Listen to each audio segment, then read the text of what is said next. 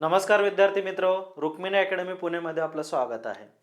या सेशनमध्ये आपण महाराष्ट्र लोकसेवा आयोगानं ऑब्जेक्टिव्ह संदर्भात जी उत्तरपत्रिका आहे तिच्यामध्ये जे काही बदल केले आहेत त्याबद्दल आपण चर्चा करणार आहे.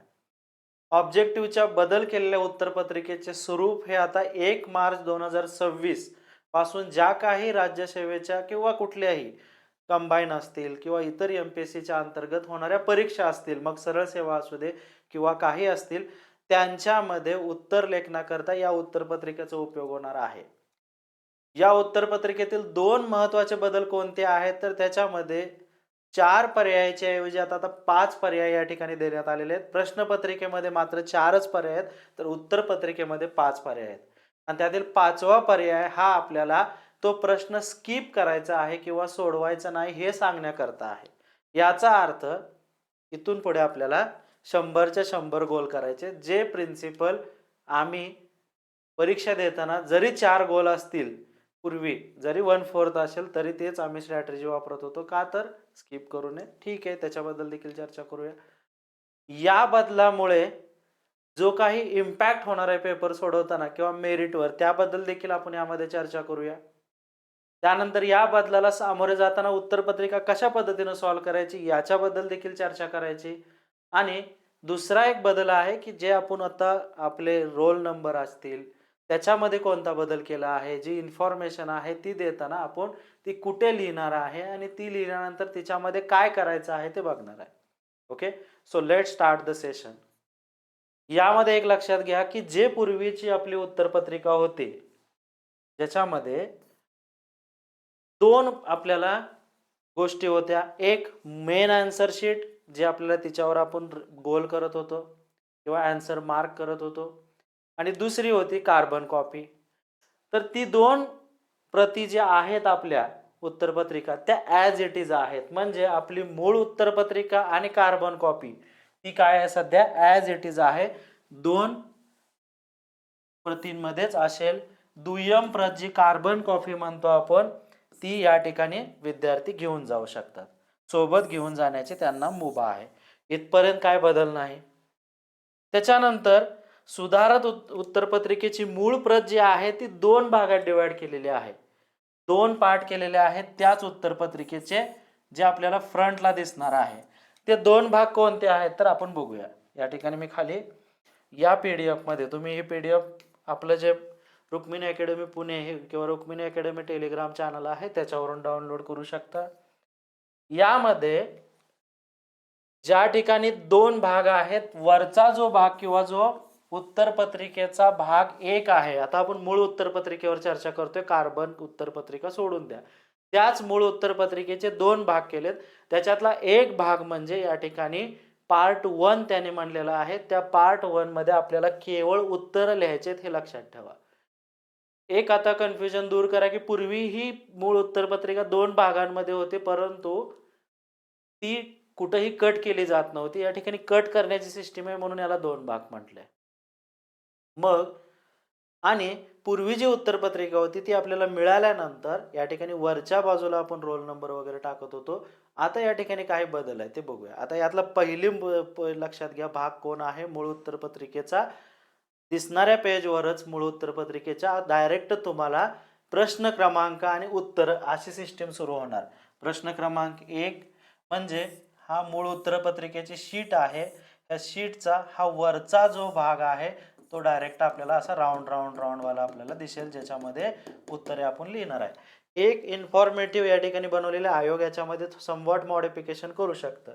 मग याच्यामध्ये क्वेश्चन नंबर 1 आपण सोडवताना आपल्याला 5 या ठिकाणी कुठेतरी गोल करायचं आहे. सपोज याचं उत्तर 1 असेल तर 1, याचं 2 असेल तर 2, परंतु क्वेश्चन नंबर 3 तुम्हाला अटेम्प्ट करायचा नाही पण स्किप करायचा आहे तर मात्र 5 ला गोल करणं अनिवार्य राहील. जर तुम्ही 5 ला गोल केला तर याचे 1/4 निगेटिव्ह होणार नाहीत. परंतु जर कुठंच तुम्ही गोल केला नाही आणि तुम्हाला वाटलं की मी प्रश्न स्किप केलाय तर तसा नाही. याचा अर्थ तुमचे काय होणार आहेत या ठिकाणी 1/4 मायनस होणार. याचा अर्थ जर तुम्हाला चौथा क्वेश्चन काही कारणास्तव तुमच्या लक्षात आलं नाही आणि तुम्हाला अटेम्प्ट करायचं नाही असं तुम्हाला वाटलं आणि कुठंच गोल केलं नाही तर तुमचे 0.25 मार्क्स जाणार. सो अनअटेम्प्ट याचा अर्थ ब्लँक ठेवणे नाही. अनअटेम्प्टचा अर्थ आहे we should have to mark on option number 5.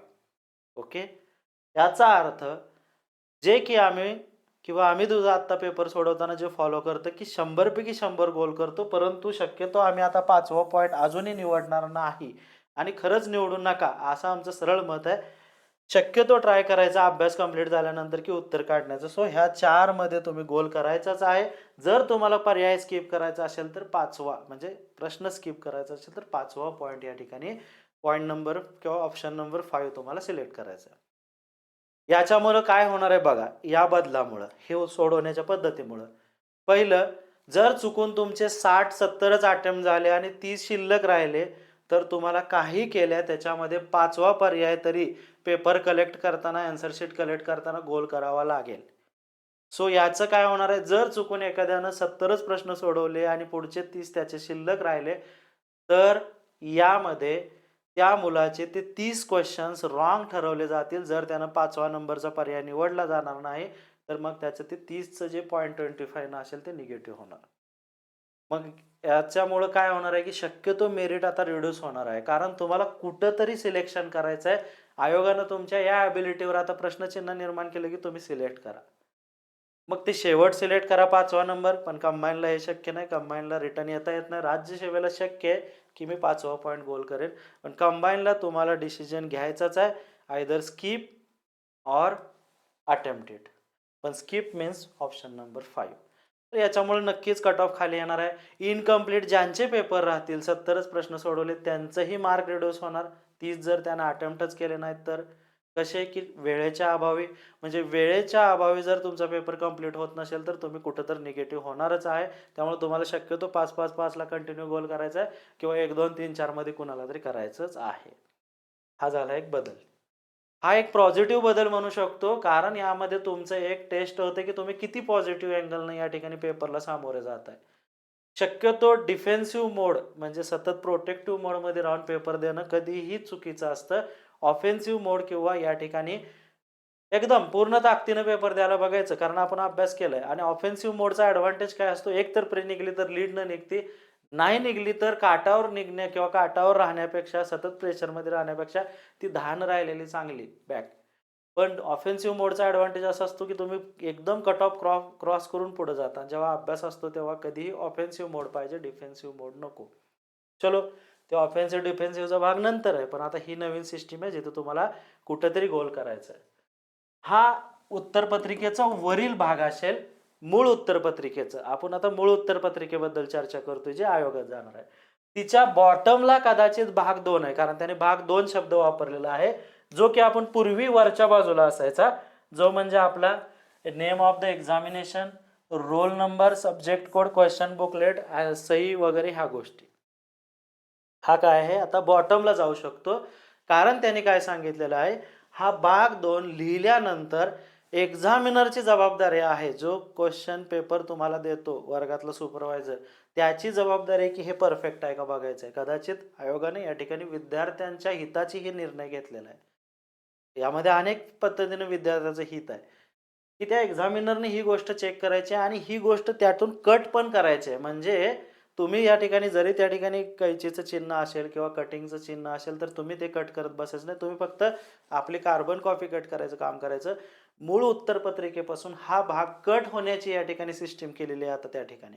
म्हणजे अजून आपल्याला समजावून घ्यायचं असेल तर आपली उत्तरपत्रिका जेव्हा आपल्याला हातात मिळणार आहे ती 2दा कट होणार आहे. एक आपण आन्सर की कार्बन शीट कट करणार आहे आणि एक्झामिनर ही भाग किंवा ही गोष्ट कट करणार आहे. तो मग वर्गात जाऊन कट करणार असेल, ज्या ठिकाणी गट्टे जमा करेल, तो त्याचा प्रश्न आहे. त्यानंतर त्याने हे कट करताना चेक करायचं आहे. म्हणजे हे सगळ्या गोष्टी त्याच्या रिस्पॉन्सिबिलिटीनं पार पाडण्यात येतील. हां, आपण जर या ठिकाणी क्वेश्चन बुकलेटमध्ये चुकी केली, कुठं चुकी केली, तर ती आपली चुकी आहे. रोल नंबरमध्ये देखील एक बदल केलेला आहे. हे जी सिस्टीम होती ना, PN पुणे असतील, SN सांगली असेल, हे बंद केलेलं आहे आणि आता केवळ एक कंप्लीट रोल नंबर असेल. ओके. अजून एक रोल नंबरमध्ये एक महत्त्वाचा बदल आहे, की ज्याच्यामध्ये जो तुमचा प्रिलिमचा रोल नंबर आहे तोच शेवटपर्यंत राहील. So roll number it is on your identity. हे देखील ट्रान्सपरन्सीला उपयोगी आहे आपल्या, कारण एखादा व्यक्ती या ठिकाणी नवीन या ठिकाणी एंट्री करूच शकणार नाही. सो एकच रोल नंबर तुमचा कॅरी फॉरवर्ड होईल. याचा अर्थ तुम्हाला तुमचा मुख्यचा रोल नंबर आधीच माहीत असेल कदाचित तुम्हाला मुख्यच्या परीक्षेच्या उत्तरपत्रिकांचं प्रॅक्टिस करण्याकरता देखील ती सिस्टीम त्यांनी केलेली असेल.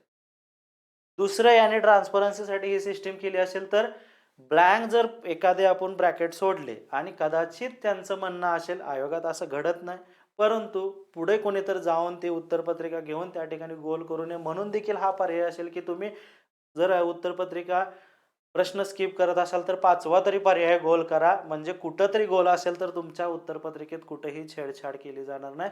सो हे ट्रान्सपरन्सीचं एक अतिशय उत्तम पाऊल या ठिकाणी MPSCने टाकलं. तर अशा पद्धतीने ही रचना आहे. थोडक्यात समजलं असेल की जी मूळ उत्तरपत्रिका आहे व्हाईट कलरची, तिच्यामध्ये सर्वप्रथम उत्तरपत्रिका असेल, त्याच्यावर आपल्याला सरळ 5 पैकी 1 पर्याय निवडायचाच आहे आणि खाली जे या ठिकाणी इन्फॉर्मेटिव्ह भाग असेल, भाग 2 ज्याला नाव दिले त्याने, त्या ठिकाणी तुमची इन्फॉर्मेशन तुम्ही पूर्वीच भरायची आहे. उत्तरपत्रिका कंप्लीट केल्यावर भरू नका, आधीच्याच वेळेत भरा. ती भरल्यानंतर एक्झामिनर तीच गोष्ट चेक करून त्याचा त्यांना कट करायचा आहे. तो कुठं कट करेल आपल्याला माहीत नाही. आपण ते कट करत बसायचं नाही. तुम्ही फक्त पेपर कंप्लीट झाल्यानंतर कार्बन कॉपी कट करायची. याच्यामध्ये आता होणारे बदल कोणते आहेत? तुम्हाला अटेम्प्ट करावाच लागेल फर्स्ट थिंग. अनदर थिंग, तुम्ही जर कुठेही ब्लँक सोडलं तर तुमचे 0.25 मार्क्स किंवा 1/4 मार्क जाणार आहेत. 1/4 जाणार आहे. 2 मार्काला प्रश्न असेल तर 0.50. थर्ड, अटेम्प्टचा आता इश्यू येणार आहे. एखाद्याला अटेम्प्टचं प्रेशर येणार आहे कारण त्याला 100 पर्यंत पोहोचायचंच आहे. गोल 100च्या 100 करायचेच आहेत. याच्यामुळे कट ऑफ डिक्रीज होऊ शकतो. हा एक ॲडव्हान्टेज आहे. दुसरं म्हणजे तुमच्यामध्ये एक बदल करा. आता इथून पुढे उत्तरपत्रिका सोडवताना तुम्हाला कुठं तर गोल करायचं आहे, सिलेक्शन करायचं, तर शक्यतो 5व्या पर्यायाच्या ऐवजी 1, 2, 3, 4 मध्ये आपण सिलेक्शन करू, हे डिसिजन घ्या आणि त्या पद्धतीने पुढे जा. असे हे बदल या ठिकाणी मुख्यत्वे आहेत. या बदलांची PDF देखील आपण दिलेली आहे. पूर्वीप्रमाणे जी कार्बन कॉपी आहे ती तुम्हाला मिळेल. कार्बन कॉपी मात्र अखंडच असणार आहे. वर उत्तरपत्रिका, खाली तुम्ही इन्फॉर्मेशन लिहिलेला भाग आणि अशा पद्धतीने हे तुम्हाला मिळेल. फक्त ते खालचा भाग तुम्हाला इन्फॉर्मेशनसाठी असेल. रोल नंबर कॅरी फॉरवर्ड राहील. उत्तरपत्रिका सोडवताना आता कुठेही ब्लँक ठेवून चालणार नाही. मी सांगितलेलं आहे 5 पैकी 1 ही पर्याय जर छायांकित न करणं 0.25 जाणार. एकापेक्षा जास्त वर्तुळ छायांकित केली 0.25 जाणार. म्हणजे तुम्ही 5वा आधी ब्लँक 5वा गोल केला की मला सोडायचं आहे आणि नंतर तुम्हाला वाटलं ना यार मला 1, 2, 3, 4 मधलं उत्तर माहीत आहे, तर तुम्ही इकडे केलं तर चालणार नाही. दुरुस्ती करणे किंवा तसा प्रयत्न करणे 0.25 निघून जाणार. या ठिकाणी गोल खोडणे, थुका लावून बाहेर काढणे. उत्तरपत्रिका सोडवलेले प्रत्येक चुकीचे उत्तर हे देखील 0.25 तर आहेच पहिल्यापासून, किंवा या ठिकाणी 1/4 25%. उत्तरपत्रिका बाद ठरवण्याची देखील सिस्टीम याने केलेली आहे. जर तुम्ही पृष्ठ क्रमांक 1 म्हणजे जी मेन व्हाईट आन्सर शीट आहे तिच्या भाग 2 वर म्हणजे ह्या बॉटम पार्टवर जर तुम्ही सही केली नाही तर, त्यामुळे हा बॉटम पार्ट अतिशय महत्त्वाचा आहे. त्या ठिकाणी साईन ज्या ठिकाणी तुमची असेल त्या ठिकाणी तुम्हाला साईन करायचीच आहे. ओके. देन त्या ठिकाणी तुम्ही क्वेश्चन बुकलेट नंबर टाकला नाही तरी ते बाद होणार असेल. बघूया आपण. दुसरा, काळ्या शाईचा बॉलपेन जर वापरला नाही तर ते आहेच पूर्वीच्याच प्रमाणे. उत्तरपत्रिकेवर असंबंध, अप्रस्तुत, गैर लागू असणारा चेहरा किंवा चिन्ह या ठिकाणी वापरणे. उमेदवाराला पुरवलेल्या प्रश्नपत्रिकेवरील जी काय आहे प्रश्न, क्वेश्चन बुकलेट किंवा क्वेश्चन पेपर, त्याचा बुकलेट नंबर म्हणजे प्रश्नपत्रिका संच क्रमांक जो आहे तो या ठिकाणी नमूद करावाच लागेल. क्वेश्चन बुकलेट नंबरचा आपल्याला पर्याय असतो. मूळ उत्तरपत्रिकेवरील पृष्ठ क्रमांक 1 वरील भाग 1 वर बैठक क्रमांक अथवा इतर कोणत्याही प्रकारचे लिखाण केल्यास अथवा सांकेतिक खूण केल्यास, याचा अर्थ भाग 1 परत एकदा वर जातो, कळला असेलच. परंतु जो भाग 1 आहे म्हणजे याचा अर्थ आयोगाने ह्या भाग 1 वर जिथं आपल्याला पर्याय दिलेले आहेत काहीही नमूद करायला अलाउड केलेलं नाही. तुम्हाला केवळ उत्तर लिहायचे. या ठिकाणी कुठेही बैठक क्रमांक वगैरे कोणताही कॉलम अस्तित्वात नसणार. जो काय असेल तो या ठिकाणी बॉटमला असेल. भाग 2 ज्याला म्हणतात. भाग आता इथपर्यंत कळला असेल. हा भाग 1 ओके आणि हा भाग 2, असे 2 भाग आहेत एकाच बाजूला आणि त्याच्या मागे त्याची कार्बन कॉपी. त्यानंतर उत्तरपत्रिकेवरील QR कोड किंवा टायमिंग ट्रॅक किंवा अन्य छपाई केलेला मजकूर जर तुम्ही खराब केल्यास, अशा पद्धतीने या गोष्टी या ठिकाणी आहेत. उत्तरपत्रिकेच्या वापरासंबंधित सविस्तर सूचना आपल्याला कार्बन कॉपीच्या मागच्या बाजूला असतातच. हा पॉईंट हे सांगतो की त्या ठिकाणी तुम्ही वाचून घ्या. प्रस्तुत कार्यपद्धतीचा अवलंब 1 मार्च 2026 नंतर आयोजित ज्या काही सर्व परीक्षा व भरती प्रक्रियेकरता राबवण्यात येईल. याचा अर्थ काय काय आहे की आयोगाकडे आता सरळ सेवेची रिक्रुटमेंट नक्कीच येणार आहे आणि सरळ सेवेमध्ये अनेक गोष्टीमध्ये ट्रान्सपरन्सी महत्त्वाची आहे. मग आयोगाने स्वतःच्या बाजूने अतिशय ट्रान्सपरन्सी या ठिकाणी मेंटेन करण्याचा प्रयत्न करणार आहे आता आयोग. कारण तुमच्या उत्तरपत्रिकेपासून जेव्हा तुमचा रोल नंबरचा भाग कट होणार आहे, त्या अर्थी कुठल्याही व्यक्तीला माहीत नसणार आहे की उत्तरपत्रिका कुणाची आहे. फक्त आयोगाकडे एक सिक्वेन्शियल त्याचं रेकॉर्ड नक्कीच असणार आहे. कदाचित बारकोड असेल ते त्यांच्या उत्तरपत्रिकेवर डिपेंड आहे. दुसरं, कोणता तरी पर्याय तुम्हाला सिलेक्ट करायचा आहे, कुठंच ब्लँक ठेवता येत नाही. याचा अर्थ एखादा व्यक्ती सरळ सेवेमध्ये असेल, MPSCच्या रेग्युलर परीक्षांमध्ये तर नाहीच. त्यानं पूर्ण उत्तरपत्रिका ब्लँक ठेवली आणि त्याला वाटलं की परत मी जाऊन आयोगात या ठिकाणी उत्तरं लिहू शकतो, तर नाही. त्याचं या ठिकाणी ब्लँक राहिल्यानंतर तो मायनस म्हणजे 100 पैकी त्याला -25 मार्क मिळणार आहेत, हे शुअर आहे. अशा पद्धतीनं आणि अशा पद्धतीने ट्रान्सपरन्सी मेंटेन राहील, अकाउंटेबिलिटी राहील विद्यार्थ्यांची. विद्यार्थी देखील स्मार्ट आता या ठिकाणी आवश्यक आहे की त्यांनी उत्तरपत्रिकेला योग्य पद्धतीनं या ठिकाणी हँडल करावं. अशा पद्धतीने हे सेशन आपण उत्तरपत्रिकेबद्दल घेतलेलं आहे. तुम्हाला याबद्दल अधिक इन्फॉर्मेशन आपल्या रुक्मिणी अकॅडमी पुणे हे यूट्यूब चॅनलवर मिळत राहील. अभ्यासाकरता देखील या ठिकाणी आपलं रुक्मिणी अकॅडमी पुणे हे Google Play Storeवरचं ॲप डाउनलोड करा. त्याच्यामध्ये अतिशय उत्तम दर्जाचे कोर्सेस तुम्हाला आहेत, ज्याच्यामध्ये आम्ही एक गॅरंटी देऊ शकतो की जे काही मटेरियल आम्ही प्रोव्हाईड केलं त्यामधून तुमची पूर्व, मुख्य किंवा रिटर्न कोणत्याही एक्झाम आम्ही क्रॅक करण्यापर्यंत तुम्हाला नक्कीच घेऊन जाऊ शकतो. ओके. Thank you.